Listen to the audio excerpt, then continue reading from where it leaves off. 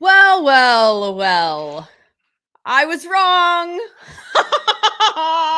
I was so wrong, and I'm so shocked, and we have so much to discuss. Emergency Sumer Sports pod coming at you right now in the wake of the Micah Parsons trade to Green Bay. I know this has been dangled for the last couple of days. I thought this was noise. I thought this was leverage. I thought he was going to end up in Dallas at the last second. Jerry's going to sign him the way that he always does. We have so much to discuss. Lindsay Rhodes, Sam Bruckhouse, Sean Syed is with us here. Of the ways that this is, why is this time different? What does this mean for the Packers? What does this mean for the Cowboys? Is this good for either of these two teams? What does this do to their caps moving forward? I mean, we've got so many layers to get to here. Let's get to that first initial reaction. Sam Bruckhouse, you're in an airport. Yeah, I mean, I'm in LaGuardia headed to Dave Campbell's Texas football game of the week in Houston, Texas. And boy, is big news coming out of Texas right now. I predicted on yesterday's Sumer Sports Show that Micah Parsons would sign today.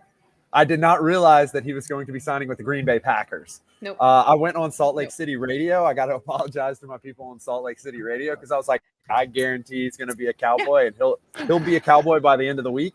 Once again, he is on a team by the end of the week. It is not the Cowboys. It is the Green Bay Packers who add to the legacy of Reggie White and some of those Clay Matthews. I mean, all the excellent edge rushers that they've had. And now, you know, the last couple times they've been in Super Bowl contention, it's been with a combination of a quarterback and an edge rusher. And now they have the edge rusher. It's up to Jordan Love to play his cards at this point. Whew. Sean? I mean, I live in Dallas, so the city has seen two really, really, I would call them maybe unfortunate trades in the last year. You know, I'm not a Cowboys fan myself, but my young nephews both all three of them have Micah Parsons jerseys, and I don't want to be the one to have to tell them. I don't want to have to be the one to explain all of this to them. I think it's so interesting because when you have these trades, right? We do the trade deadline show, and in reality, those trades, a lot of them aren't like really, really like huge needle movers. I mean, this is a generational player at one of the most important positions that you can play in his prime, going to a team that desperately needed that position to perform. This has like real implications on what can happen in the NFC. It is fascinating. I was certain that nothing would happen. I was sure, absolutely sure, that Micah Parsons would be wearing a Cowboys jersey in week one. And I think the people wearing Cowboys jerseys with Micah Parsons names on it will be my nephews aged 6, 4, and 2, and not Cowboys fans against the Eagles, unfortunately. Oh my gosh, you guys. Sean, I mean, Sam, you talked about the prediction that you made on the show this week that he was going to sign today. I predicted, and I tweeted out my prediction that he was going to sign next Thursday, right before the game, steal the thunder from the Eagles, and then made the mistake of finishing the tweet with "Tell me I'm wrong." And you can imagine what my entire Twitter feed is right now. Just a bunch of, you were wrong, you were wrong, you were wrong. So yes, I get it. I was wrong. Guys, why did we think that this wasn't going to happen? Let's get into the reasons there about why this is so surprising and why we were also, despite all of the evidence pointing to they're fighting, they don't want to be, you know, this might actually be different this time. And even in the last couple of days, the news about, you know, Green Bay kind of pointing us in the direction of maybe this might go there. Why is this so shocking in your perspective, Sam? I mean, I think just the last time we saw anything even remotely close to this was 2018. That was almost a decade ago at this point. That player, Khalil Mack, who was traded, is still in the league and still a Pro Bowler and is, for the most part, playing at a similar level, at least as it maintains pass rushing. And given all we've talked about sticky stats this season, given when we went back to the draft and talked about premium positions, and given how the market played out with Myles Garrett in February and March and with some of these other players, it just seems inconceivable that Micah Parsons wouldn't be worth the money that he was asking from the Dallas Cowboys. The question arises was it not actually just professional wrestling? Was there actually like a big difference in between how Michael Parsons was treated as compared to CeeDee Lamb, who ended up being close to the highest paid wide receiver in the league, and Dak Prescott, who ended up being the highest paid player in the league. And I guess the answer is yes now. So I guess we kind of have to look at if there were interpersonal things going on, because there's not really a recent trade comparable to this, number one. And number two, there's not really a data case to be made that he shouldn't be a Cowboy moving forward. You look at what happened last year when he was off the field. They were one of the worst defenses in the league. They ended up in the aggregate. They were so bad during that period that in the aggregate, they ended up being one of the worst defenses in the league for all 18 weeks. But then when they got him back in the second part of the season, they were one of the better defenses in the league, solidly above average. So, you're making the case for this Dallas Cowboys defense that maybe this could be addition by subtraction. Maybe those 2 first-round picks are going to be valuable pieces, but you'd rather that's a big if. I mean, you probably add the expected value of those 2 players together, and it probably equals what you're going to get from Micah Parsons on a year-by-year basis.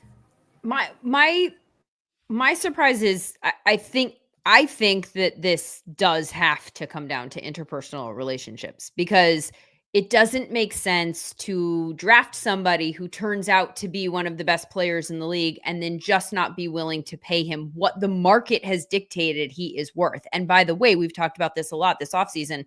That price to go to top of market as an edge rusher has gone up since we started having this conversation by a lot.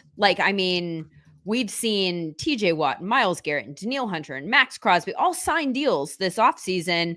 You're looking at, Nick Bosa was there at $34 million, and then TJ Watt took it up to 41. We've had to go up and up and up and up and up. The second point there is what I said, if you have somebody who is good at one of the premier positions, you just have to pay them. And then there's the history of the Cowboys almost always blinking at the last minute when they've put themselves in these situations in the past. They did it with Zeke. They did it with Dak. They did it with CD.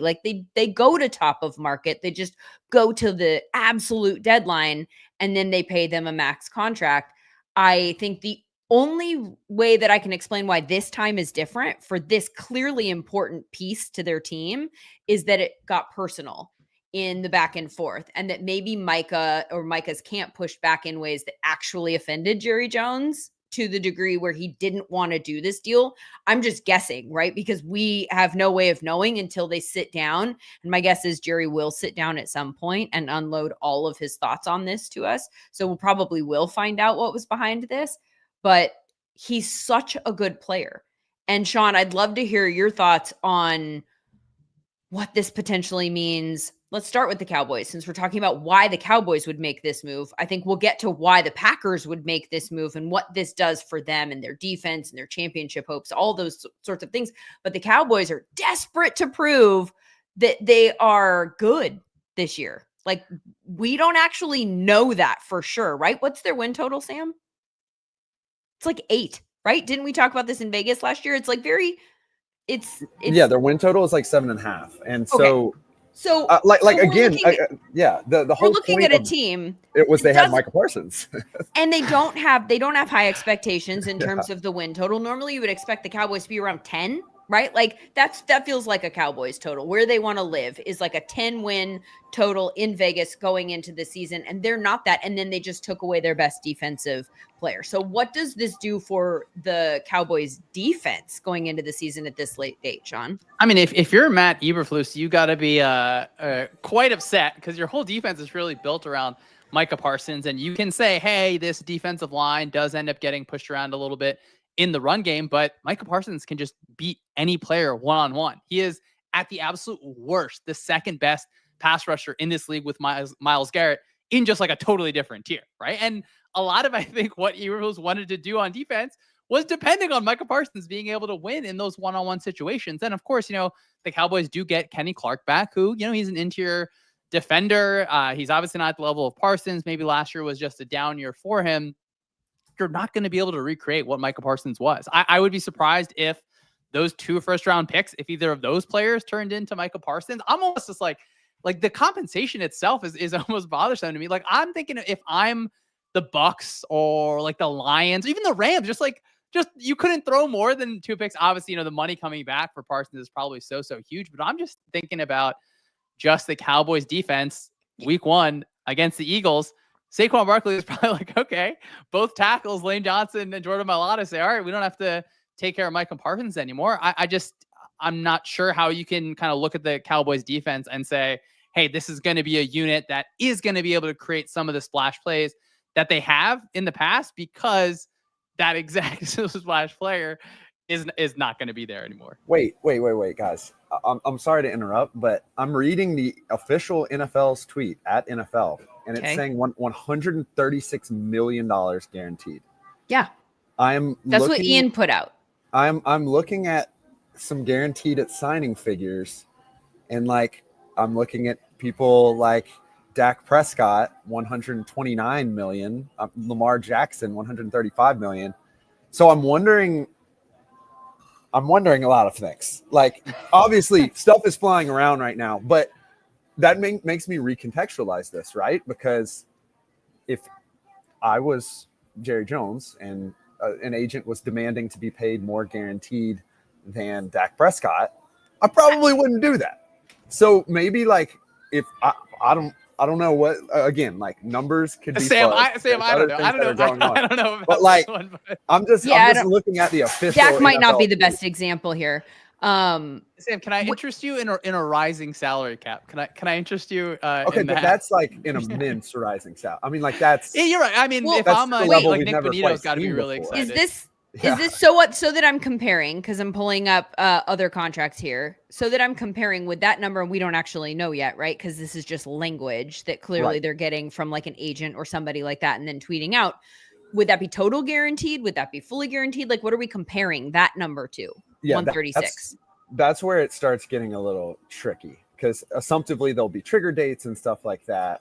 I was just thinking guaranteed at signing. I guess in essence it could be practically guaranteed or something like that. So total guaranteed Myles Garrett was 123. So this is a hefty raise from Myles Garrett just this offseason. Exactly. And you just look at the core APY number, which typically is correct. And for the purposes of like the franchise tag and stuff like that, it does have some relevance, even if it's not paid out. And the number's 47. The number that we were basing our thoughts off was 52 million. And the number that we were basing off of Myles Garrett was like 40. So you are seeing at least a $7 million a year raise, which, it's like legitimately almost 1/5 of a increase. Like it's to be fair. Also, since we're talking about the numbers, you mentioned Dak's guaranteed number. What I'm seeing for his total guaranteed number is 231. So if this guaranteed number is essentially the comp to total guaranteed, then he's not even in the ballpark of that quarterback. Right. That's 100% correct. Yeah. So this but the stuff, AAV it is a huge growth. As you mentioned, just in the very least, and we'll need to see the contract, we'll need to see how it's structured, all that kind of stuff. But like the AAV is way up from the highest edge rusher. Like I mentioned, Watt was at 41 million, and now this takes us to 47. That is a wildly high jump, especially considering, like I said, that at the beginning of this offseason, when we started having these conversations about should you pay Micah Parsons, you were looking at 34 being top of market to go at edge rusher 34 to 47 in one offseason is mind blowing. Win for the players, guys. A win for the players. I mean, congratulations to the National Football League. I mean, I want all these guys to get paid. I feel like I'm happy for them, and I wonder. I don't know if over the next 2 years, if the Packers we assume they're at least going to be wild card player teams, even if they didn't have Micah Parsons, just based on their offense, based on their infrastructure overall. I mean, do those picks add up to like a top 5 pick overall, just based kind of in value? Maybe, and that's like a hope that you get a Micah Parsons. So I love it from the Packers. Like I love taking that risk. I love taking that risk, particularly because I don't have to pay for the consequences of it. So I can say, If the Packers like kind of almost make it to the Super Bowl by that point, then who cares what you gave up? It doesn't matter what you paid. Like whatever happens the next 2 years just doesn't matter after that. So I appreciate boldness. You know, I not just having to give us content for us to go live, but also just like this is like a full swing, like the biggest of swings in the home run derby that you could possibly make at this point. People talked about the Steelers making swings. Like this is the Barry Bonds, Mark McGwire level swing right here. And it's for a good player, that is. But I mean, back when we were talking about like, is Myles Garrett going to go somewhere else? Like earlier this offseason, the Packers are a team that has come up consistently when we've talked about teams that make sense to take a big swing at an edge rusher that can actually impact the game. And so this makes sense that they were still interested in taking part in something like this. I think it makes sense because you're looking for a team that is already a playoff team, or maybe like in the mix to be a playoff team, and then makes them a team that has the pieces to actually make a run in the playoffs. Sean, from a scheme standpoint, X's and O's, you know the Packers defense very well, what their strengths are, weaknesses. What does this do for them? Like, paint me a picture of how this changes things for them. You know, I really enjoyed watching Jeff Hafley's first year as Packers defensive coordinator. I think that in an ideal world, he would actually probably just let his 4-man rush go. And he couldn't do that as much last year. He had to get pretty funky overall because all of the resources they spent at that edge position, really along the defensive line, they just weren't hitting, I think, in the way that they would have wanted. So you have a strong, or at least a safety core with McKinney and Williams. Of course, you know, Sam and I, one of our favorite players, and Edgerrin Cooper. But adding Parsons in actually, I think, allows Hafley to just play teams a little bit more straight up and say, hey, I'm going to keep my resources in coverage. You're going to have to stop 4 guys, and maybe Gary's able to have a better year, but you're going to have to stop Micah freaking Parsons now. Like it's not just a situation where offenses can go in and say, okay, we're playing the Packers. You know, we have to worry about some safety rotating in some funky way. Maybe Jeff Hafley took another thing from Brian Flores and kind of showed it in a different direction. It lets Hafley just say, hey, my guys up front actually can just beat you. And that is so meaningful. We think of the Texans being able to say, try and block our front 4. What are you going to do? We saw the Eagles have this success in the Super Bowl where when you can win with 4 up front and you don't have to press the blitz button, you don't have to get as funky. It takes like, I think, work off of some people's plates, but also it's just a headache on the offensive end. Cause okay, now you have to chip Micah Parsons. Okay. Well, sometimes tackles don't like when a tight end is chipping that player. That takes one player out of the route. That's one less player to defend from the whole entire secondary. It's just so many things kind of fall over themselves. And, you know, if it was a linebacker trade for, like, say the Packers added Fred Warner, it has like a totally different sort of just like impact on a defense, like as like the nucleus part in that middle. When you're up front, what now? I think Hafley's still going to do funky stuff because he can, but when it's Micah Parsons looping around on a stunt, like I want to have no part of that at all. I think there's so many losers in this trade, unfortunately, and it's like everyone else in the NFC that's trying to compete. Like, I think if you're the Eagles, for example, like you would rather face Parsons with the Cowboys in week 1 than have to face him with the Packers on that Monday night game in the middle of the season. Well, I want to piggyback off of this a little bit, Sean, because you broke down Jeff Hafley's approach so well. And I want to talk a little bit about the results last year because it really shows why I think this deal works for them, which is last year they were a pretty good EPA per play allowed defense, meaning, you know, when it was all said and done, they weren't really getting killed as a defense. They were pretty efficient. Problem is the success rate was really low. And what does that mean? They were generating a lot of their success, a lot of their productivity off of turnovers. And number one, what is good at generating turnovers, but pass rush, but also that pass rush could help eliminate a little bit of that, you know, success rate style, second and third down passing offenses.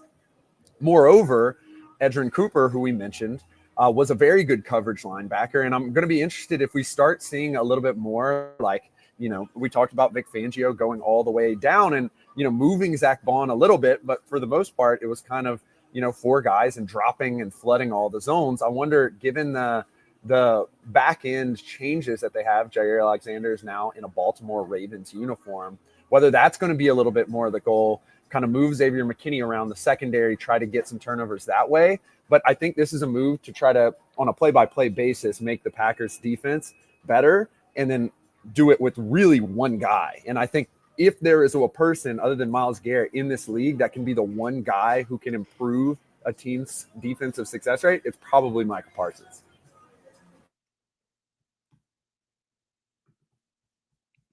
I'm looking at some of the stats here from last year, and the Packers were the 4th best defense in EPA per play, and the Cowboys were the 3rd worst in EPA per play.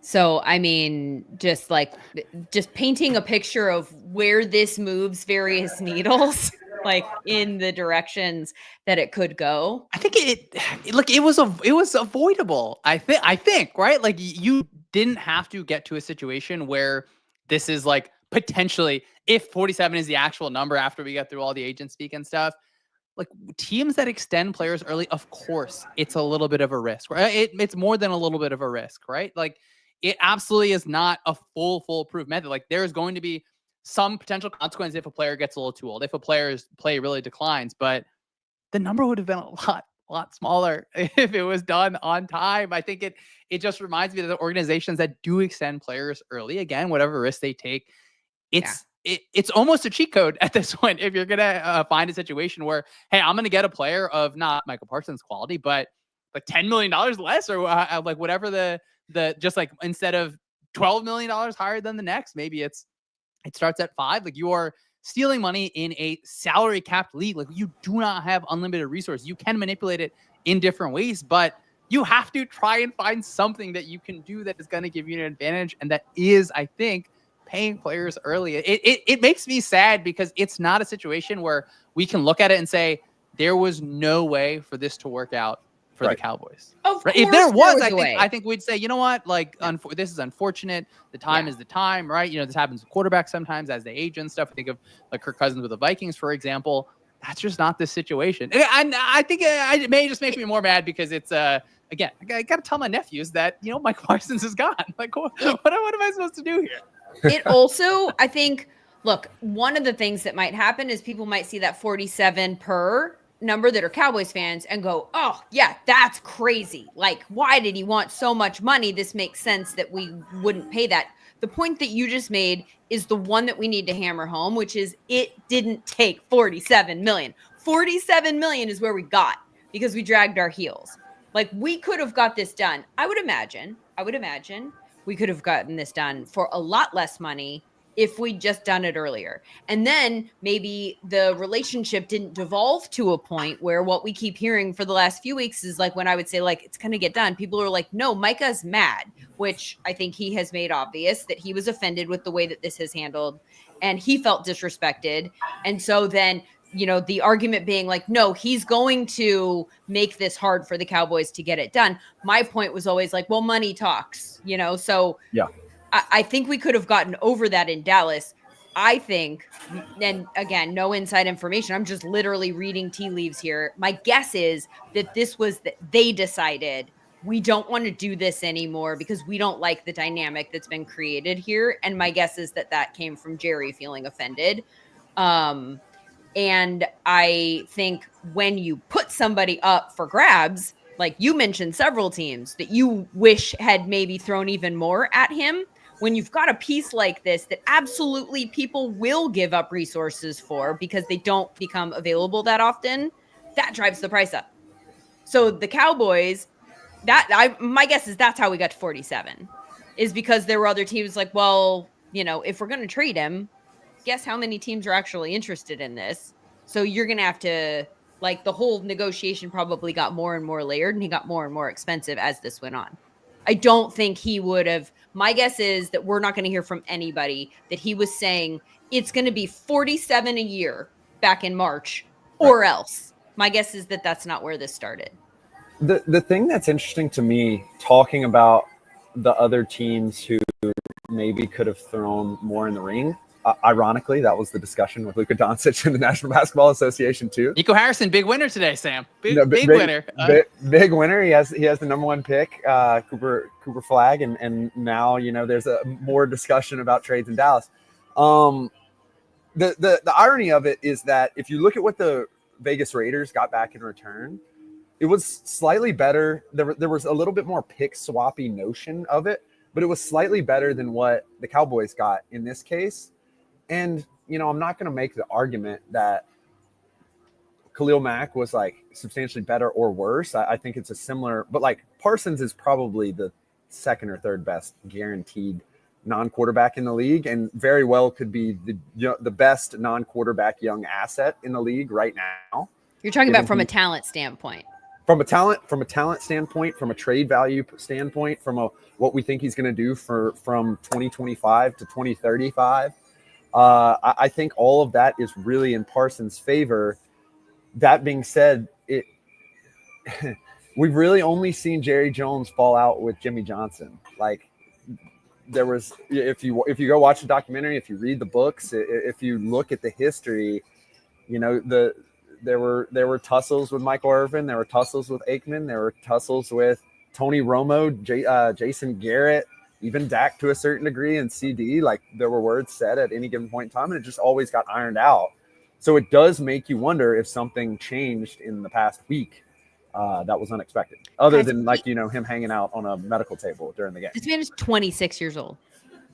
He's 26 years old. And he's really good, as you can see on this beautiful. He's not really good. He is the best. Or the second best, right? It's not just that he's a tier 1 edge rusher. Like, he is the tier 1 of the tier 1. It's bad.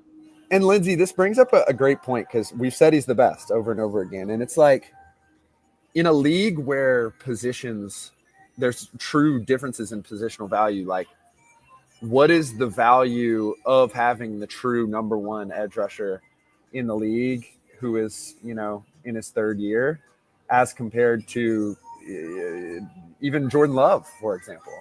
And that question seems to be coming closer, at least. We talked about in particular this year, it's growing near and near. You have a Dak Prescott who's getting paid $50 million APY, and now you have a Micah Parsons who's getting paid $47 million APY. I'm sure the structure of those deals looks substantially different, but it does seem as if the predictiveness, I guess, of the edge rushing position in particular, teams are starting to lean more into. It'll be interesting if this is like a bubble or not for a certain period of time, because I do think that, there will be continually good edge rushers and wide receivers coming up. Pretty much all those guys got paid this year. So it'll be interesting to see how upcoming draft classes react to this news. I mean, I can't imagine we get a while where someone's going to get back to this number, right? Like, it's just not going to be a situation where it makes sense for a player like this to be in.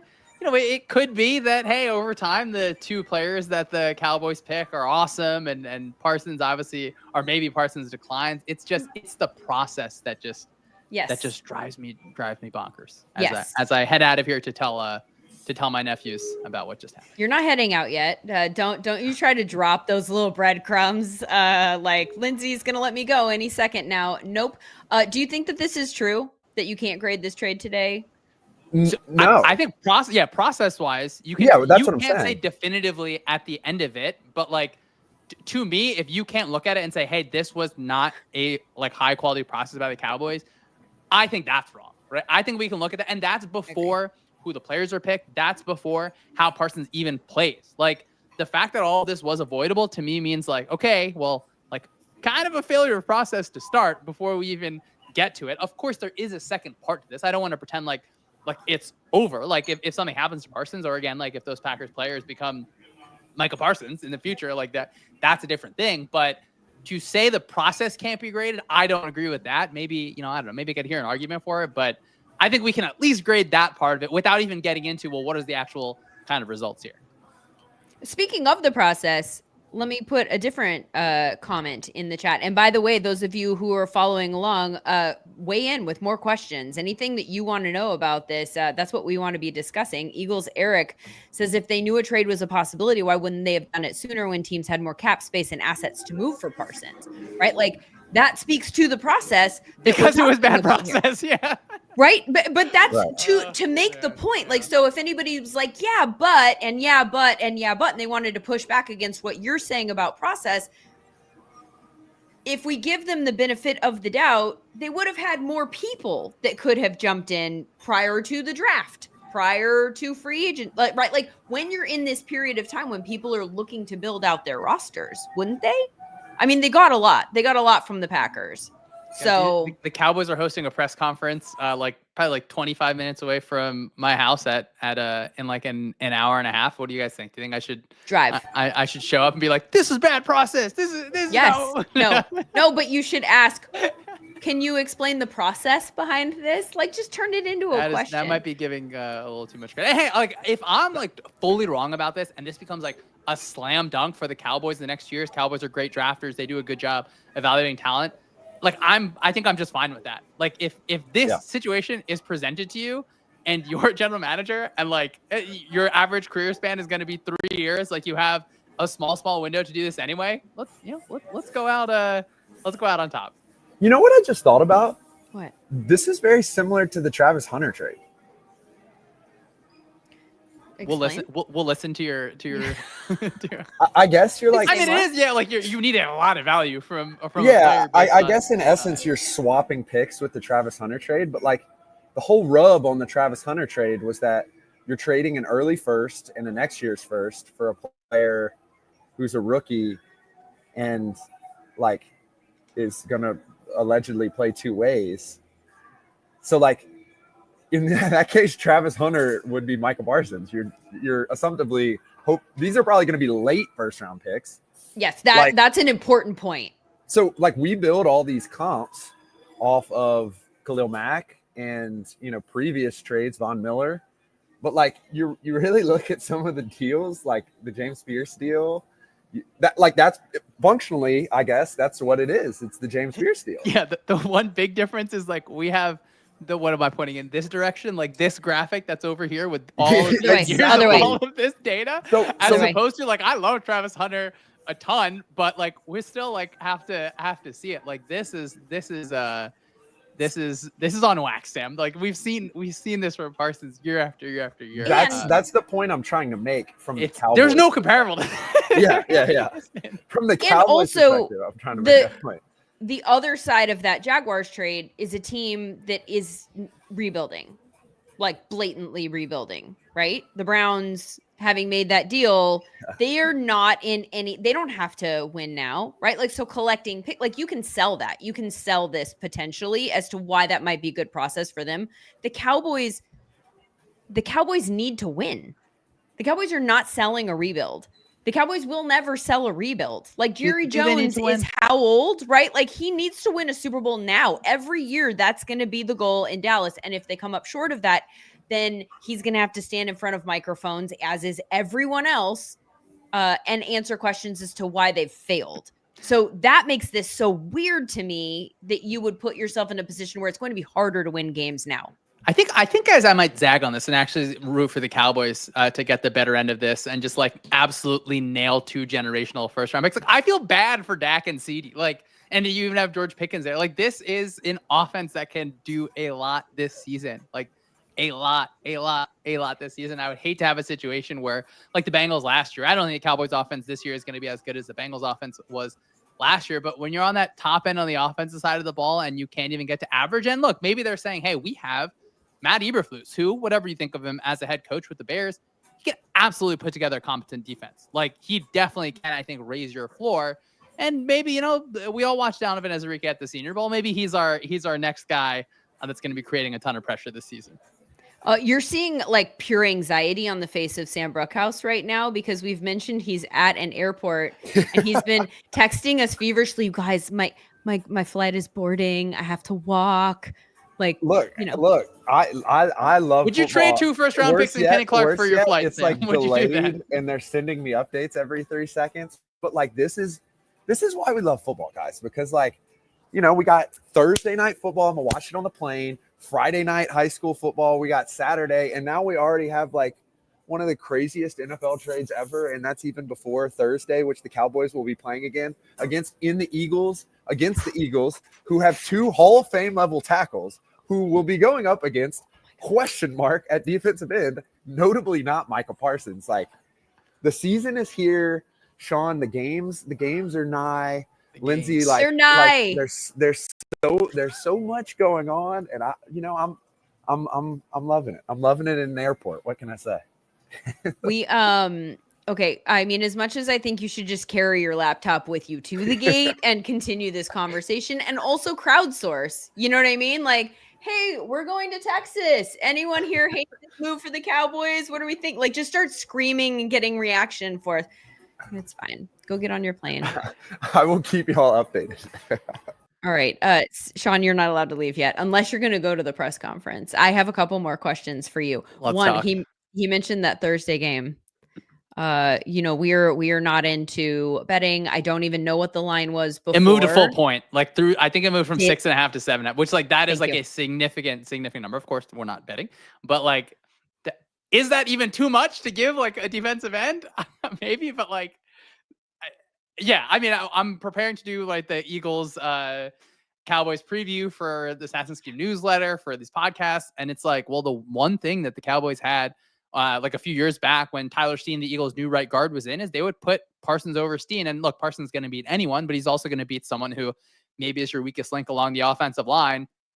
Now, like Lindsay, like what argument do I even make for the Cowboys defense? Like, is it that, you know, Kenny Clark is going to be able to kind of clog up the run inside? Like you have Osa there as well, who like he can help out there, but yeah. I mean, I guess I'm more happy to either way to look forward to what Vic Fangio has in store for the offense from the Cowboys, because like I said, Cowboys offense can be very good. It just got They better be.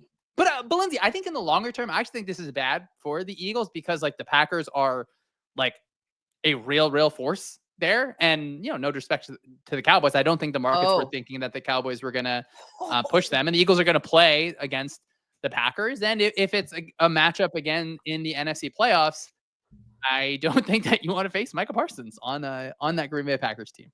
That just offended a lot of people. I mean, I'm not even talking about it from me. I'm just talking about it from what the markets were saying to us. Yeah.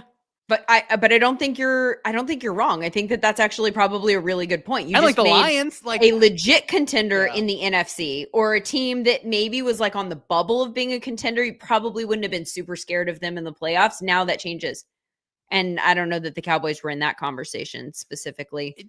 If I could even like take it a step, this is like one of the core reasons why like I try not to root for a specific team. Like I keep thinking about my nephews, like devastation.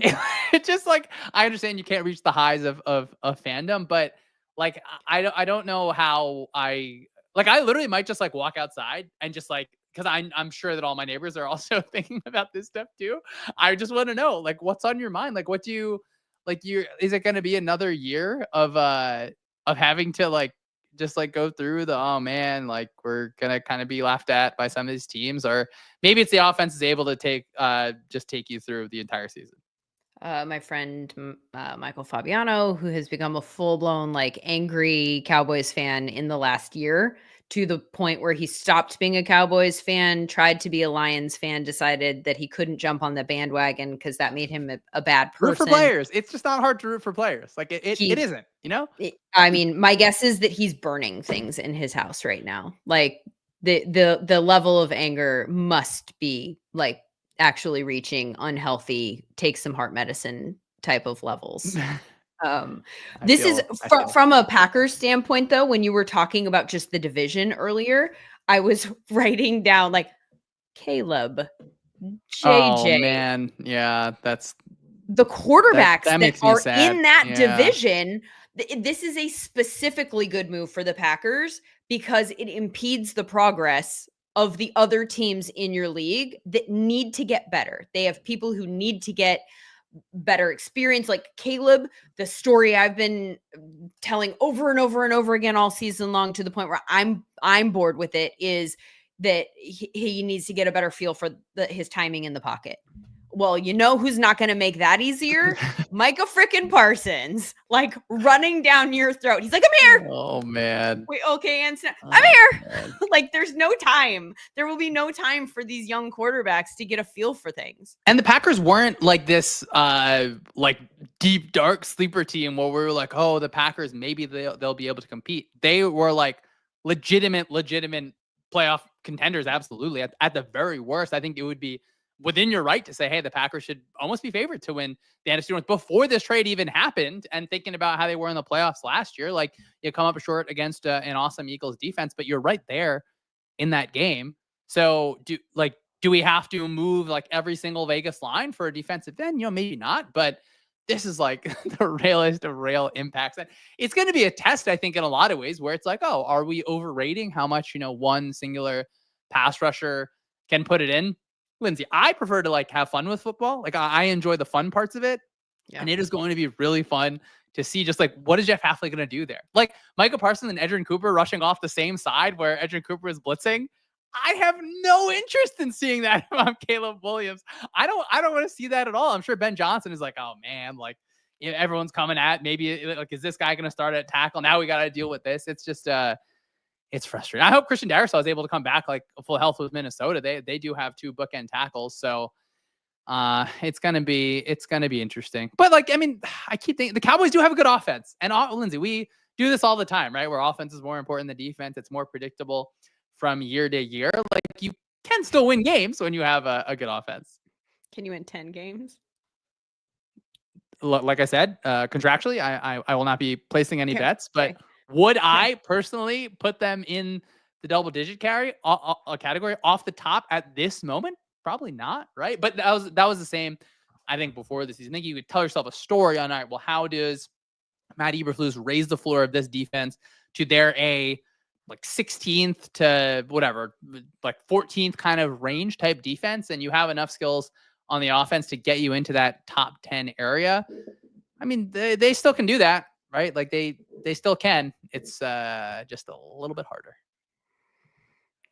Should I make this worse for you by just really quick before I say goodbye, bring up fantasy football implications? Because there is an element of this where it will change things for like Dak and CD. Way more pass attempts, right? Exactly. Yeah. Exactly. Right. We're thinking, I mean, that was sort of the story for Joe Burrow and Jamar Chase last year, right? Like they're clearly, obviously among the best in the league at what they do anyway, but the pass rate over expected were like, it's a very low, I mean, it's a very high pass rate because you're down all the time because your defense is putting you in that position. And I wonder if we are now at that point in time with the Cowboys. Let's play the 42 to 49 games. Let's do it. No one's going to argue with points, right? We're certainly not going to. All right. I feel like I've been holding you hostage, which doesn't make me feel good, Sean, that you don't want to just... I enjoyed it. I loved it. It's just, the other people who I've committed to obligations to on their shows, luckily they're all doing Michael Parsons talk too. So we get to bump everyone back. That's true. Okay. Well, and now you've practiced. Exactly. No, they're not doing it with me. We're doing other stuff. They're now doing Michael Parsons talk because it's natural, right? Everyone's got to talk about this. I kind of wish it happened on next Thursday night. Like that would have been good. Such a just like a pop the balloon of the entire year already. Yeah. I am a little bit surprised, but Jerry didn't control the announcement of timing of this because there's another team involved now. Like now you're just doing business, so it's got to go. You can't decide when's the most impactful media moment. I mean, this is like I don't mean to be hyperbolic, Lindsay, and you can feel free to contextualize me here. This is one of those like, where were you when Michael Parsons got traded? And that's regardless of outcome, right? That's like totally regardless of how this goes the rest of the way. The Packers don't need to like win the Super Bowl for you to remember like this is what Michael Parsons was, and he was like actually traded. And I think I'm saying that partially because I was so like I've been firmly in that nothing's going to happen with Terry McLaurin camp in terms of trade. Nothing's going to happen with Trey Hendrickson. Nothing's going to happen to Michael Parsons. You get 2 out of 3, and I guess you take what you can get. It's not about being right. It's about sometimes having fun. And I'd argue that this one was good for content. I like being right. I'm not going to lie. And so part of my reaction upon finding out was blank. I'm going to have to field so many. I'm going to have to like clean up all of this mess and eat so much crow. When I would argue, and I won't do this. There's nothing wrong with being wrong, Lindsay. I don't like it. None of us like it. None of us are like, I was wrong. That was fun. You win or you learn, right? To quote a Super Bowl MVP, Jalen Hurts. I would argue, and I'm just going to throw this out there, and then I won't make this point on Twitter or anything. I'll just take it, is that maybe the process was right and the outcome was wrong. Like, This is what You were wrong. I was wrong. Sam was wrong. We were They all should wrong. not have been Everyone doing. was wrong. This shouldn't have happened. This shouldn't happen. We shouldn't be talking about this. But I'm We're so glad right. I'm so glad it did though, right? Because now, like, did I tweet out I think you may have tweeted out more than once too, like firmly. Again, to be clear, the side that I was on as well. But Yeah, I'm glad that we have that. And Lindsay, I don't go tweeted deleting it those tweets or anything. We'll make sure to resurface them. Yeah, all Maybe of we the make a people graphic of them. adding Maybe we make a old full take graphic of just exposed Lindsay's to my. takes. Yeah. I will send it to them myself. You guys, don't worry about it. You don't have to do this anymore, okay? And there's at the look, we have Packers fans at Sumer. We got them. I got text like 2 days ago, like, is this thing gonna happen? And it was just like, no, like it is not going to. So being wrong can bring happiness to other people sometimes. Thank you for just allowing me to go through the emotions here. By the way, where was I when I got this news? I was getting my hair done. And to explain my audible reaction to the people in that room was complicated. Right? Like that's not the audience. I told them I'm not coming on. So I was like, feel you, Lindsay. We were very big, very big NFL news. And then I was like processing it. Sam is still there. Sam is texting us from the plane. I can't get enough. I went to the gate. There were a bunch of angry Texans just staring at their phones. And then sure enough, I was like, dang, they saw the Micah Parsons trade. And it turned out that the flight had gotten delayed. No. So maybe they're doubly as angry. But, I can't get enough of this. And I was thinking, I don't know. I'm gonna just throw it back to me, Lindsay. Let me marinate on this thought. But I was thinking as I was sprinting over here. So I'll let Sean finish. I like the idea of Sam really getting, boots on the ground reporting. Like Sam is flying to Houston. Can we, you can go to DFW. You can stay up at my place. We can go to that press conference together. See what's cute, you guys. See what's going on. Time out though. Did Sam just while talking? I have the microphone. I am talking. You're listening to me. Tell me to throw it to him. I would argue that was bad podcasting, Sam. I don't want a backseat podcast. This is not my. I felt bad because I interrupted Sean, just like flying back in here like a maniac, and so I didn't want to be too disruptive. It's like you don't know how badly Sean wants to be interrupted, so he can go about. Wait, Sam, I thought you interrupted because you were still like mentally cooking on your thought. Oh no, I didn't realize you were just trying to be polite. Yeah, I was trying to be polite. So my thought is like, okay, if we're talking about how trades like this never happen, like, do you think that, like, what were the offers for Trey Hendrickson? Like, what do you think the Packers would have offered for Trey Hendrickson? Is what I'm very intrigued. Older player. Good question. No, obviously, because he was like top 5 pressure rate. I feel like we talked about like at worst a 2, right? Yeah, 2 is what we said amongst ourselves in house. And you'd rather, I assume, have Parsons at this like much steeper price? Yeah. That's the question. So that's what's very intriguing to me, because if you thought you could get Trey Hendrickson for a second and a third, or just a second, or just a third, and then pay him $32 million a year for 3 more years, it's like I like where your head's at. This sounds like something on your flight. You're gonna, go ahead and do some back of the napkin math when they're coming around asking you if you want pretzels or a cookie. And we'll take it under advisement. It's just an interesting thought altogether. All things considered. I wonder if what would Jerry prefer there? Right? Would he prefer, Hendrickson and less money? And I don't know, But also, the Packers have to have made that call now. Right? Like, now, don't we think that they at least inquired? And I would be so curious to find out where the numbers landed, like what that would have cost. Because if they're willing to look into doing this deal, they would have at least kicked the table. What do you kick? What's that saying? I don't think you need to kick anyone. Sam, do you think Paige Buchers is going to get traded from the Dallas Wings to really just make it a full on swing? That would certainly be something. There's like so many thoughts that are like I can see Lindsay's wheels spinning. I can see Sean just wanting games and not my wheels off the about road, the transaction feed. But like there's so many implications about what this whole offseason has been that just like make me like I legitimately think this had to have come about in the last 2 days. Or maybe I guess during the preseason game. No, because the I rumors. When did there were active rumors a day and 2 days ago. Was it 2 days ago? I think it was. And then there was stuff about like, again, I didn't follow this closely because I thought it was not going to happen. I was like, okay. Oh, we're tracking a plane in Green Bay. Like I didn't, but I heard buzz that this stuff was happening. So Sam, am I sensing you getting pushed in the like, oh, we need to stop spending, or like these are too steep prices? Am I sensing you getting a little bit moved in the like, hey, this is a dam that's gonna break? We're pushing. I don't want you to stop having fun. You know, that's what my concern for you is here. No, it's just like it's making me reconsider the entire offseason to a certain degree, because like you're Myles Garrett and you're holding out and you're like, we all saw him walking through the Super Bowl media row like a gigantic island with 75 beat reporters from all 32 cities, or 30 cities, I guess, technically, like watching him saying he might come to their team, et cetera, et cetera, et cetera. And then he signs for $40 million. And then Parsons goes at the end for literally $7 million more.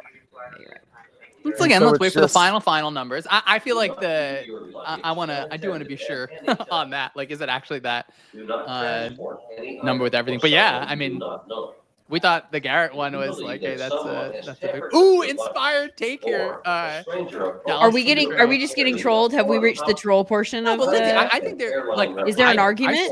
I certainly don't believe this. I certainly don't. But like Sam has kind of pointed out, like that is a record setting number of money being paid to an edge rusher.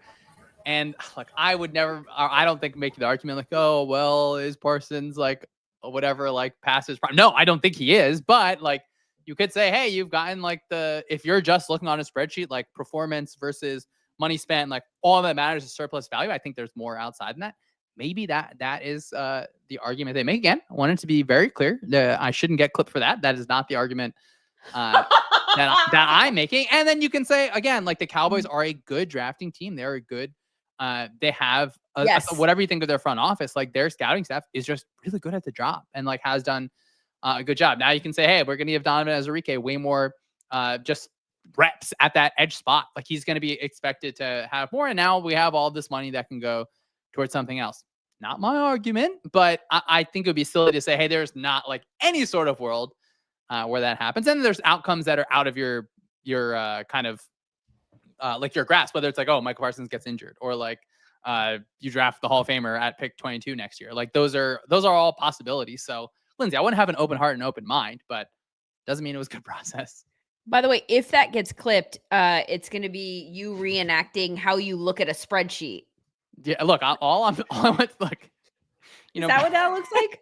Is that how you picture Sam in his apartment in New York? Like there are lines. It's about the difference between the two different points. It's so fascinating, right? Like we're gonna look at this for all year. Every time Micah Parsons gets a sack, like your Twitter feed is going to be insane. Like when the draft pick both those draft picks happened for the Cowboys, and I don't know. Like I would hate for this to be like, oh, the Cowboys are stocking up to trade up for a quarterback so they can do that. Like, I mean, I love Dak Prescott, so I don't think that I want that to happen. I'm not putting that out in this world. Like, you cut the mics, cut my mic, cut everyone's mic, cut the feed and everything.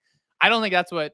Like, hold on, I'm tweeting this stream with Sean Syed. Are they stockpiling picks for next year for a quarterback? Yeah, I'll block report everything that needs to be done there. But it's like, well, what do the Cowboys do with those two picks? Or do they use it to trade for a player? Yeah. Or are they doing it to you know what though? Just build in some different way? Let's take that, and even let's say that gains steam and that people take that.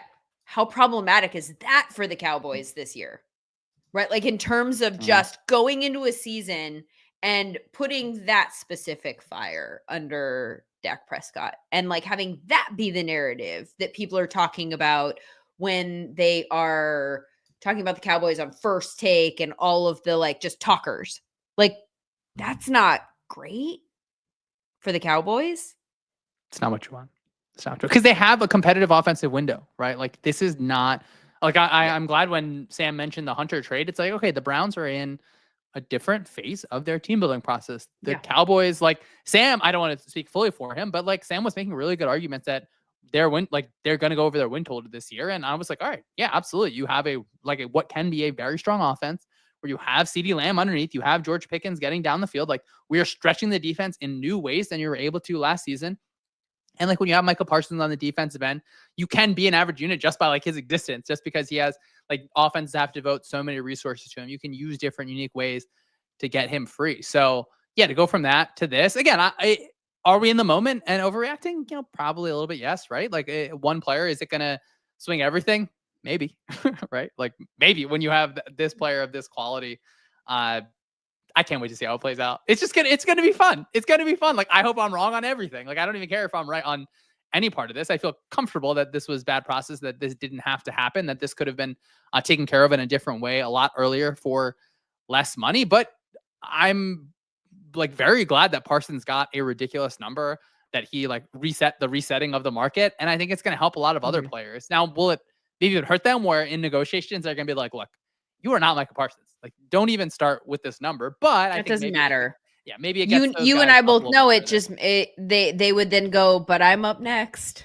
Like it's look at the salary cap. It's rising. It's rising. It's rising. I mean, you have to be in the same ballpark as Micah Parsons to go ahead of him, right? So for the next year, anyway. Maybe the same like county, like ballpark. It's a unique ballpark. Is what I would say. Again, I want to see it. Is this number like actually like fully what it is? Top 5 AAV quarterbacks: Dak Prescott, Jordan Love, Trevor Lawrence, Joe Burrow. It doesn't matter. It doesn't matter if you're the best. It matters if you're next. So he just will be the tide that rises all boats when it comes to edge rushers. I'm excited we can't even evaluate this within 2 years, right? We can't just evaluate based on the pick. We have to wait till like Parsons' career ends, the draft picks careers end, and like anything that happens like from those picks getting traded out. Lindsay, it's going to be like 2032 before we can look each other in the eyes and say, oh, you know, the Cowboys were actually the team that made a smart move here. All right, Sean Syed, thank you so much. I look forward to hearing your question at the press conference, which I'm sure you are about to hit the road to go to. And Sam, hopefully his roller bag fits in the overhead compartment, so he doesn't have to, I don't know what's going on here. Thank you so much for joining us for this breaking news edition of the Sumer Sports Show. Micah Parsons traded from the Cowboys to the Packers. It is a 3-year deal for a whole heck of a lot of money. $188 million, $136 million guaranteed, $47 million per year makes him the highest paid non-quarterback. And in return, just to recap, the Cowboys get 2 first-rounders and Kenny Clark. Did he just turn off his? He sure did. Okay. Gotta love him. Thank you for being with us. It's just us now.